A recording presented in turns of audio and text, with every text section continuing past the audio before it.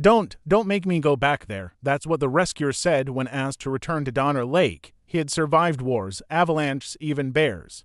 But nothing had prepared him for what he found in February 1847. The survivors were exhausted, starving, and broken. Families huddled together. Some had been forced to take extreme measures to survive. And what haunted him most, these weren't monsters. Months earlier, they were school teachers, farmers, families, ordinary Americans chasing the dream of the West. So how did 87 normal people transform into survivors willing to risk everything just to stay alive? This is the story of the Donner Party. It all began in May 1846 in Springfield, Illinois. George Donner had a comfortable life, wealth, respect, a wife named Tamsin, and grown children. But California called, free land, endless sunshine, a new beginning. We're going west, George announced. Tamsin, educated and practical, knew the risks, 2,500 miles of wilderness. But George trusted a guidebook by a man named Lansford Hastings that promised a shortcut, one that could save them 350 miles off the established route. The problem? Hastings had never traveled it himself. By May, 87 people had joined the wagon train. Families, teachers, craftsmen, and farmers, all full of hope and anticipation. 3 months later, they would face a choice that would determine their fate. They reached Fort Bridger, Wyoming, in July. Here, the path split. Should they go north on the safe, proven trail, or take Hastings' untested shortcut? Experienced guides warned against it. Not enough water. Not enough grass.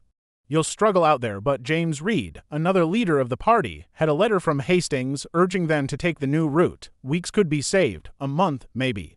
We're taking the shortcut, Reed decided. The mountains were brutal. They had to carve paths through dense forests with axes.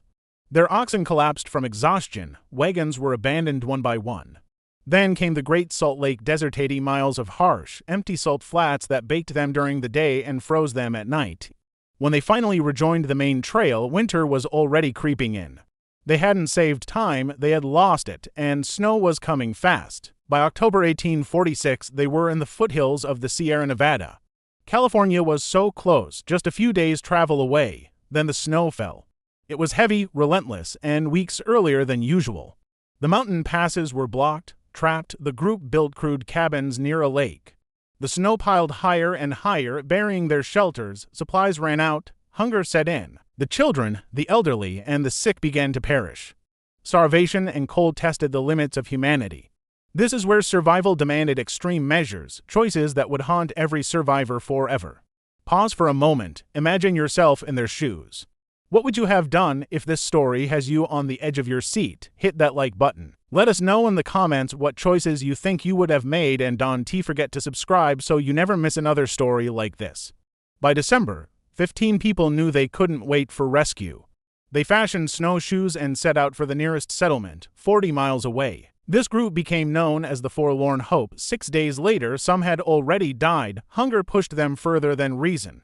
The survivors had to make impossible decisions, balancing morality against the raw need to stay alive. They shared what they could to keep going, each step a reminder of the unimaginable conditions they endured. Days later, 7 exhausted survivors finally reached a California ranch. Only 5 women and 2 men had survived the journey. When the first rescue party arrived at Donner Lake in February 1847, the scene was shocking.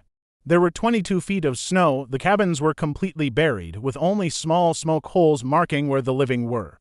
Inside, people were skeletal, weak, and deeply traumatized. Their supplies had been gone for months. The conditions had forced them to take extreme measures to survive. One of the most haunting encounters was with Louis Keseberg, who was found alone in a cabin. Injured, trapped, and desperate, he had endured the worst of the winter.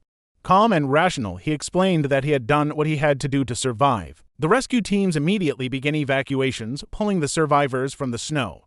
87 people entered the mountains, only 48 came out. But survival came at a price, a lifetime of loss, grief, and trauma.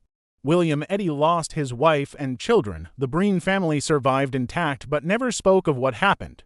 Louis Keseberg rebuilt his life but was ostracized by society for the rest of it. The children who survived carried the burden of their survival choices into adulthood.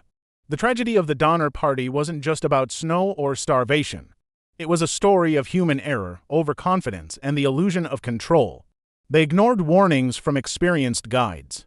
They trusted a false promise from a man who had never taken the path himself. They left too late in the season and misjudged their supplies. Every step they took made sense to them at the time. And yet, this chain of seemingly small decisions cascaded into an unimaginable disaster.